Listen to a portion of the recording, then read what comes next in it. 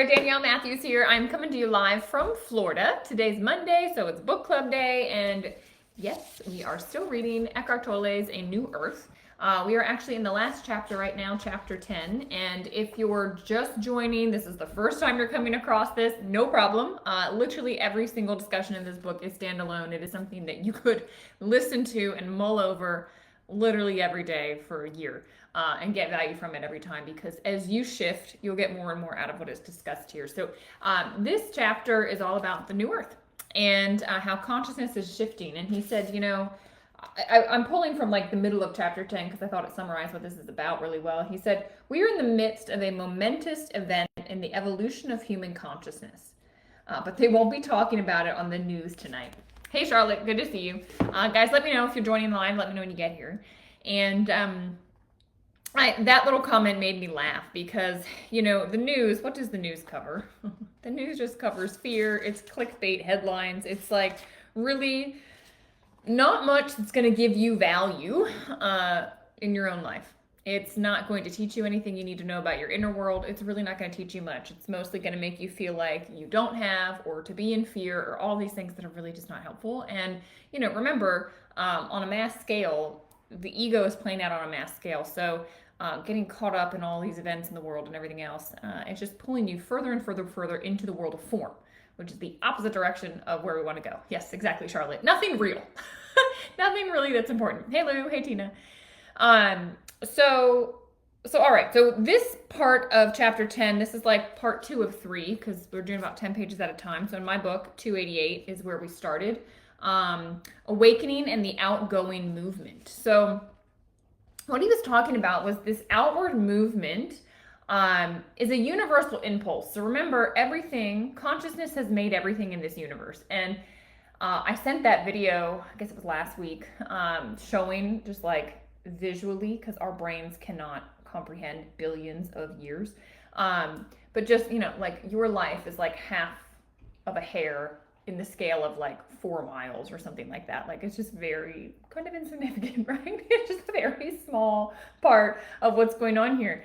And what he's saying basically is that the universal impulse is to expand. It is to constantly expand. Hey, Karen.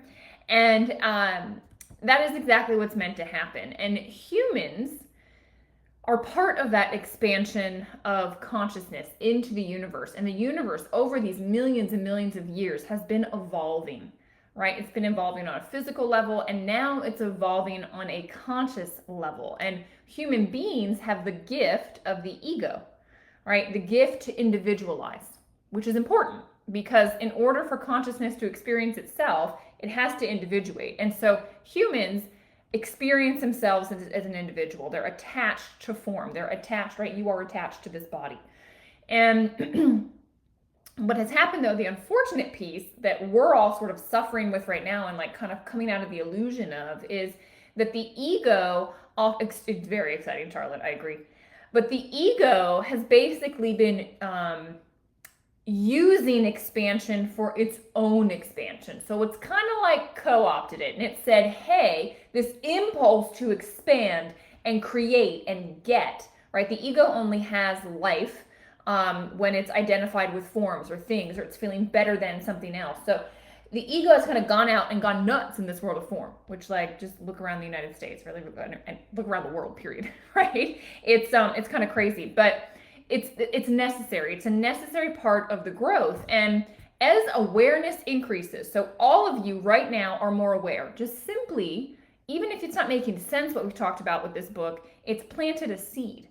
And that seed is going to grow with time for you to more and more understand what it means to be consciousness, not your ego, to be the witness, not involved in all the craziness of this world.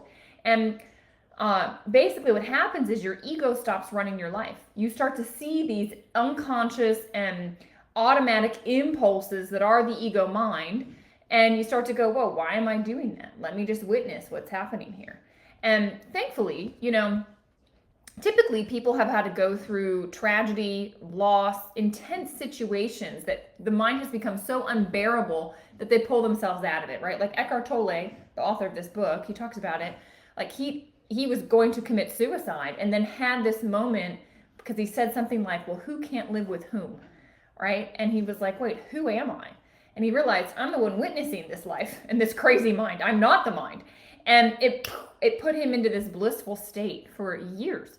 And that's the possibility that all of us have. But what's beautiful about right now, and I think, Charlotte, what's very exciting for all of us, is that because of the shift of consciousness on the planet right now, many people are not having to go through tragedy to wake up.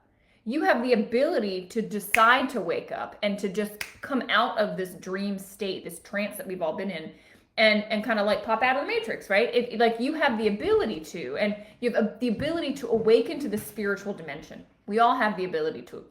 And it's coming through more and more and more. So ego is starting to take the back seat for more and more and more people. I just I assisted in a training here at the Institute where I live, and it was amazing. Like over the last 5 days, I watched everybody come in, right? Coming from all of their worlds and travel and whatever in a very heightened state, ego's on. So by the end of it, it was like heart communion. People were in their witness self. They were in a totally different aspect of themselves. And it was just beautiful to be around that space and deeply healing for all of them and me. Right? That's the world we're trying to live in, right? I got to experience it, for 5 days. It was nice. But what has happened is that, human intelligence has been part of, right? We talked about how the consciousness has created the universe. And evolution has happened, and human intelligence was part of that evolution. But the ego has kind of taken human intelligence for itself, and it's put it in service of, as he says, madness, right? Like human intelligence has allowed us to be able to split an atom, but it's complete madness that then we use that to create, bombs that we then stockpile that will destroy the world. I mean, it's just nuts. Just thinking about where we are right now geopolitically, it's like, nuclear war is being talked about, and it's like, do people I don't think they understand. Like, that's the end. Why would any of us do that? Like, no one wins. It is just destruction. So why even have these things? It's madness. It's the ego, right? Always wanting to have a step up, and not knowing that it's going to annihilate itself. So this is called egoic dysfunction, and we all have it. But once our intelligence starts to align with the universe, once we realize, oh, I'm not that thing, oh, I can drop that thing, I can be the witness, and we're in alignment, then human intelligence can be used in a very different way. On page, I think it was 289, he says, we become conscious participants in the creation of form. Let me put my notes here down. Is that going to fall? Yeah. We become conscious participants in the creation of form. It is not who we create, but universal intelligence that creates through us. It's not we who create. Sorry, I read that wrong. It's not we who creates, but it's universal intelligence that's creating through us.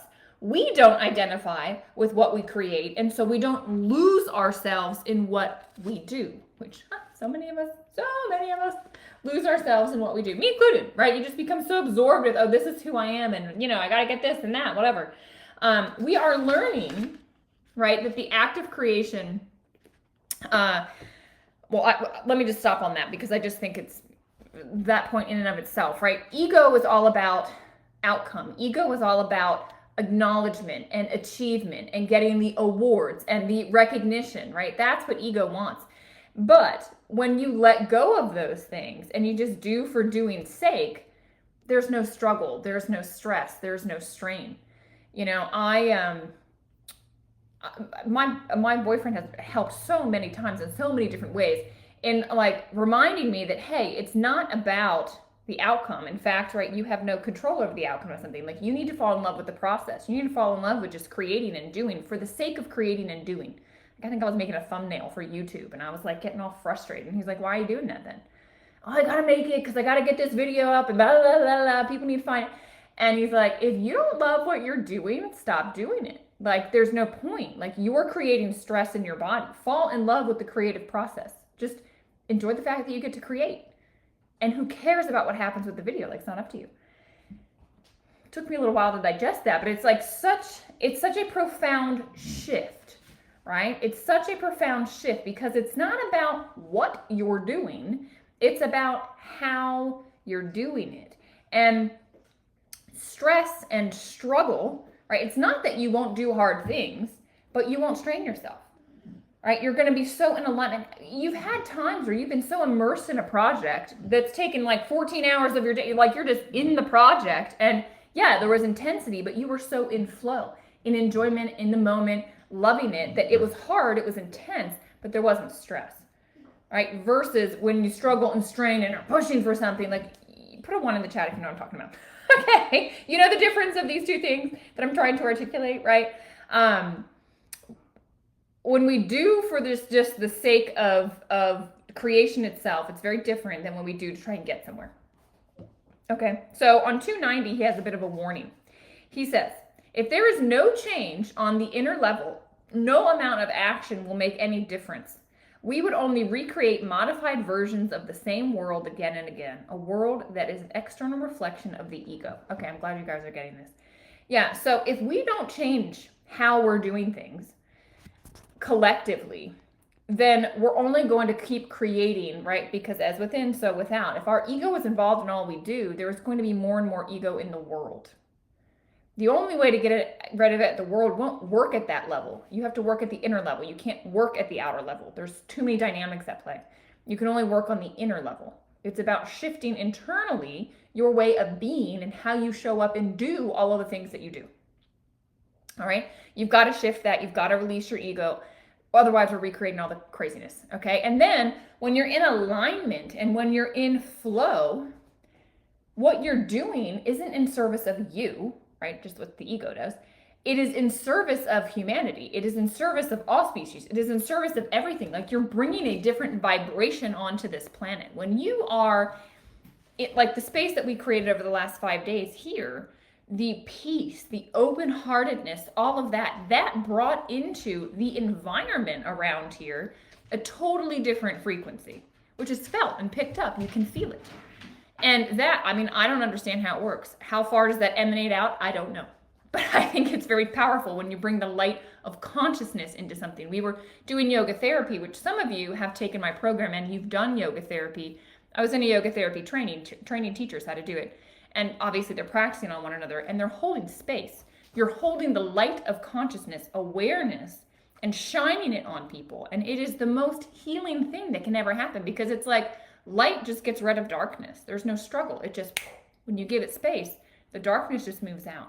The darkness being energy blocks, like all sorts. Anyway, I'm going on a tangent, but it's powerful. All I want to say is that it is palpable, it is powerful, and it is the most incredible space to be in. I want all of you to live there. Yeah, and it's hard to get in that mode unless you have tools and techniques, right? That's why I love to teach those tools and techniques like yoga nidra, yoga therapy. These were designed thousands of years ago to help people do this because this is not new knowledge.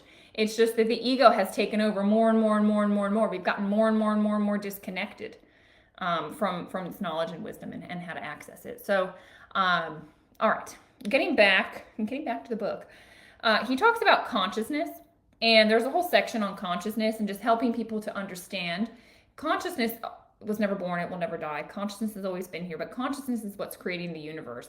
And it's going through this evolutionary impulse, right, that we're now a part of. And we kind of discussed these things. So, but I love what he said. He said, the human form was created for this higher purpose, and millions of other forms prepared the groundwork for it. Like, beautiful. I mean, just beautiful, exciting times. He says, this could be described as the descent of the divine into matter. That's us. Isn't that wild to think about? The descent of the divine into matter.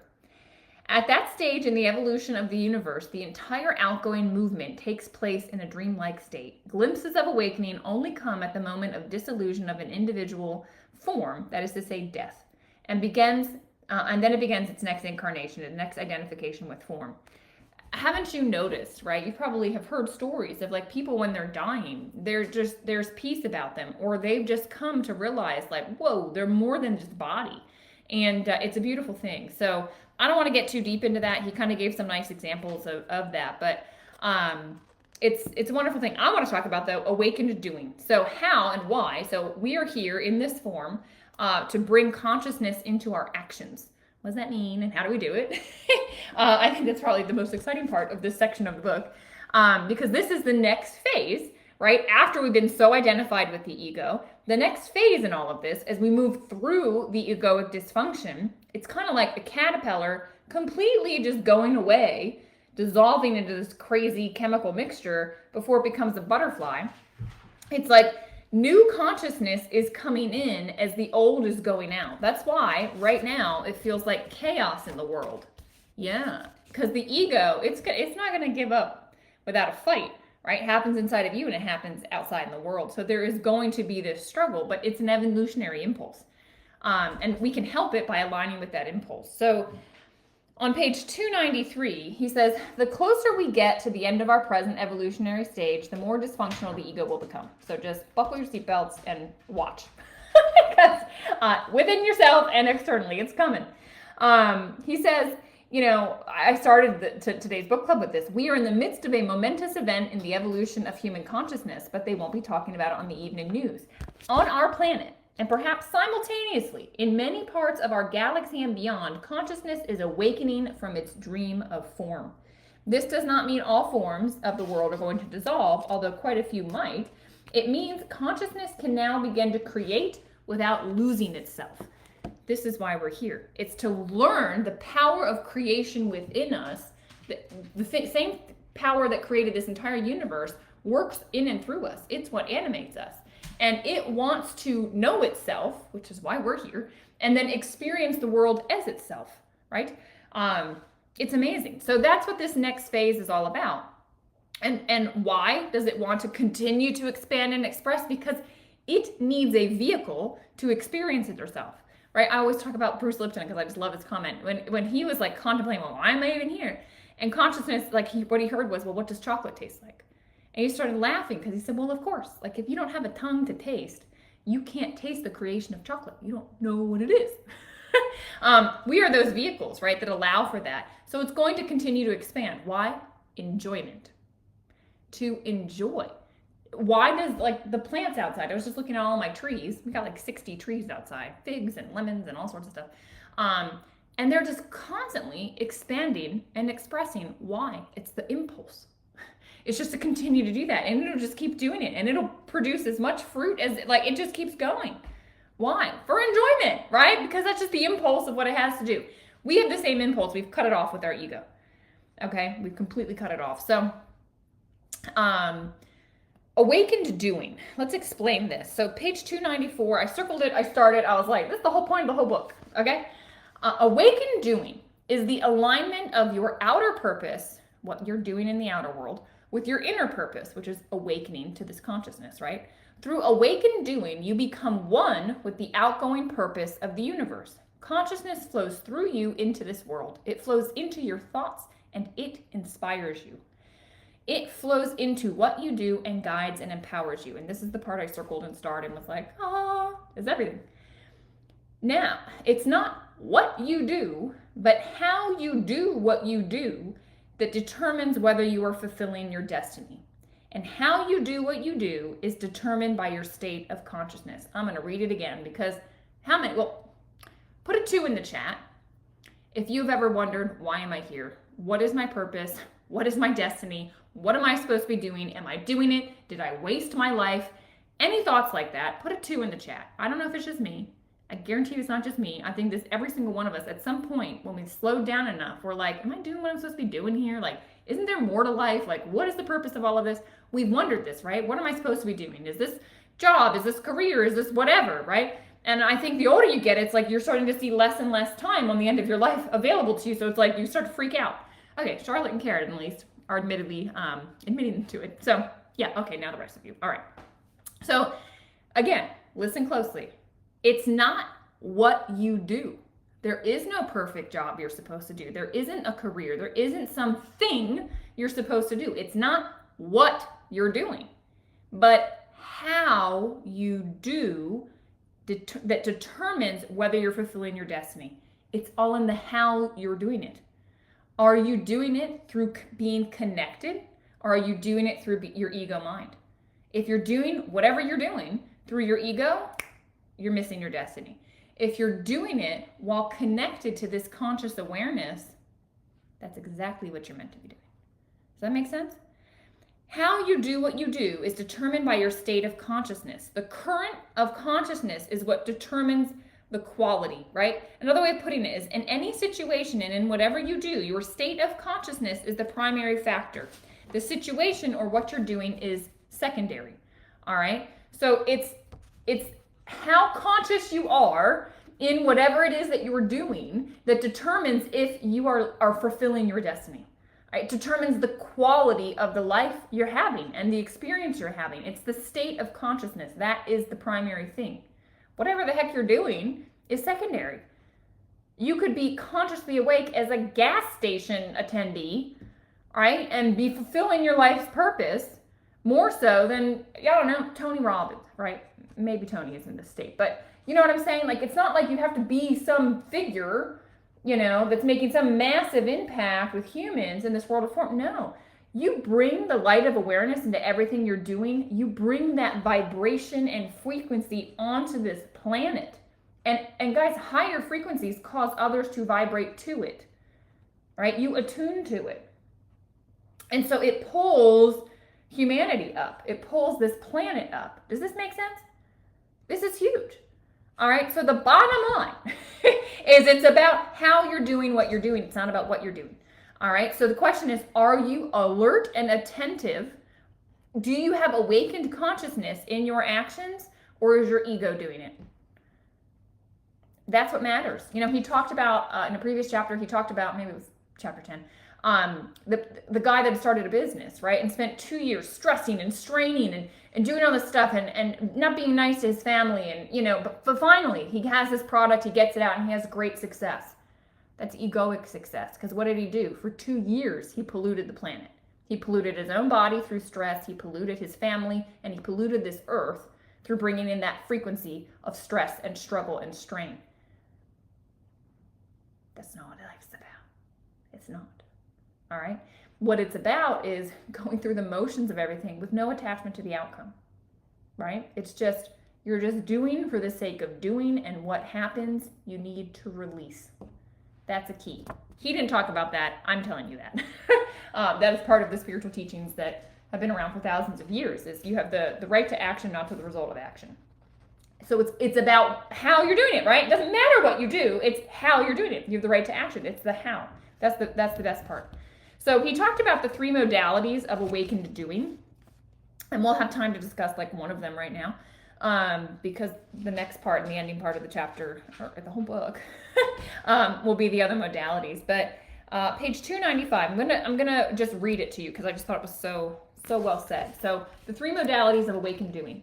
There are 3 ways in which consciousness can flow into what you do, and thus through you into the world. All right, 3 ways. And these 3 modalities in which you can align your life with the creative power of the universe. High five me and put a 5 in the chat if you want to do that. I certainly want to align myself with this universal impulse and power. All right, modality means the underlying energy frequency that flows into what you do and connects your actions with awakened consciousness that's emerging in the world. So this is like how your adapter, right? How you get in there. Good, Charlotte's with me, we're doing this.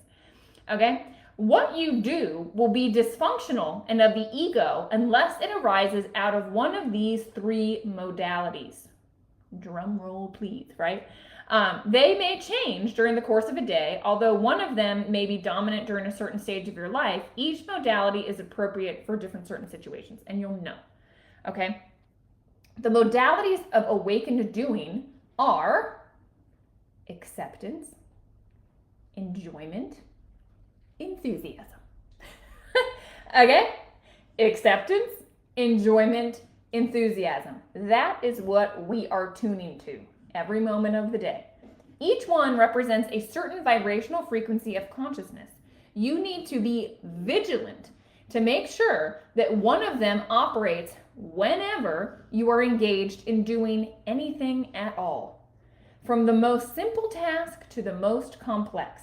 If you are not in the state of either acceptance, enjoyment, or enthusiasm, look closely and you will find that you are creating suffering for yourself and for others. Boom. So this week, I want you, maybe set an alarm on your phone. right? To just ping you and have one alarm say, am I accepting what is right now? Just like this little reminder, right? Am I in full acceptance to what is right now? And we'll talk about acceptance in a moment. You could have another ping and say, am I enjoying right now? And then another one, obviously, enthusiasm. Am I enthusiastic about what I'm doing right now? I'm enthusiastic about book club, right? I love it. And so that enthusiasm reaches all of you, which is why you're here or why you're listening, right? That is bringing on this frequency into this world. Great. I'm in alignment. That's what we're doing right now. And all of you are too. You're probably getting enjoyment out of this, right? That's why we're here. So we're all living our purpose right now. So let's talk, who's going to do that? I just think it'll be really fun. Charlotte says, good idea. Yeah, I think it'd be really fun. You can put in the Telegram chat how it goes, but just, it's like the ego so quickly comes in. It's very sneaky. It's very tricky. It comes in all the time. It's so habituated in us. We're breaking the cycle, right? And so just whatever you can do to help break it and bring in awareness to it. So am I enthusiastic? Am I enjoying? Am I accepting? Simple questions to ask. And who wouldn't want to live in a state where you're enthusiastic, enjoying, and just accepting everything just as it is, right? Like a baby. When a baby comes into the world, it is just enjoying everything, right? It enjoys poop. It enjoys a flower. It doesn't know one thing is better than the other. It just enjoys it. It just plays in it, right? That's what we're talking about. It's in alignment. It accepts everything. Right now I'm screaming. Right now I'm crying. Right now I'm giggling. Right now I'm sleeping. It's just total in acceptance. Right? It's enthusiastic about everything. It's enjoying. It's in alignment. That's how you get to live. All right?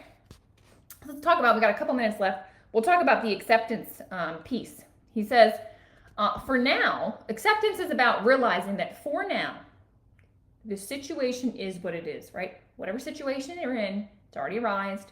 It's already here. No point in resisting it. That's like hitting your head up against a wall because reality has already shown up. So, for now, this is the situation. And so for the moment, this is what is required of me. And so I will willingly do it. That's what acceptance is. Okay? It's going, oh, the plane is delayed. I'm going to have to sit here in the airport. So I'm going to make the most of my time here and do it willingly. Make sense? Or I could sit here all pissed off and angry at the airlines for being incompetent and blah, blah, blah, blah, blah. Now they're going to lose my luggage and now I'm missing this. What are you doing? You're not accepting the moment. You're bringing bad energy into your own body and to the universe. Make sense? Okay, so the way I teach it, if you've taken Inner Management Mastery, right, this was the crux of the teaching, was just keep your heart open under more conditions. That's how I teach it. Just be open and accepting to everything. Your role is to just open your heart to whatever it is. All right, because it's already here anyway. So it's going to make your life a lot easier. All right. Performing and acting in a state of acceptance means you're at peace doing it. All right. And that peace brings that vibration into this world. All right. Catch yourself. I mean, have you ever, like, you're washing dishes and you're just like, why am I only ever one that washes these dishes? Why won't somebody else do it? Or cooking or cleaning or whatever the thing is in your house, right? Some mundane task. And you'll watch yourself be in resistance to it while you're doing it. Stop. You're beating yourself up. You're bringing bad vibes into the world, okay? You can literally shift and change this planet and evolve consciousness through doing the dishes because it's about how you're doing it, all right? It's the energy and the vibration that flows into you and through you and out, all right? So I'm just going to read page 296 to finish this. Performing an action in the state of acceptance means you're at peace while you do it, and that peace is a subtle energy vibration that flows into what you do. On the surface, acceptance looks like a passive state. But it's not. In reality, it's active and it's creative because it brings something entirely new into this world. That peace, that subtle energy vibration is consciousness. That is how you're connecting in with consciousness. And one of the ways in which it enters this world is through surrendered action, one aspect of which is acceptance. If you can neither enjoy or bring acceptance to what you do, then stop. Otherwise, you are not taking responsibility for the only thing you can really take responsibility for, which also happens to be the one thing that really matters to your state of consciousness. And if you are not taking responsibility for your state of consciousness, you are not taking responsibility for life. All right? So, this week, I encourage you, set those alarms Am I accepting what is right now? Am I in enjoyment? Am I excited? Am I enthusiastic? Right? I think was his word. Enjoyment, enthusiasm, and acceptance. How to move from acceptance to enjoyment. An open heart. Yeah. Exactly. Yes, Russ. High five. Boom. Good timing. That's all you needed to know from today. So I can't believe it, but next week is the last week of book club, and we're going to get into enjoyment, and we're going to get into enthusiasm, and then we're going to get into whatever else he has to say. The frequency holders. I don't know. I haven't read it yet. So we're going to finish up the book next week, and then we'll figure out where we're going from there. So we'll do that. I will see you next Monday. Please set your alarms. Please share in Telegram how it's going. Let's bring these good vibrations into your world, into this world, and I look forward to hearing how it goes. Bye, guys.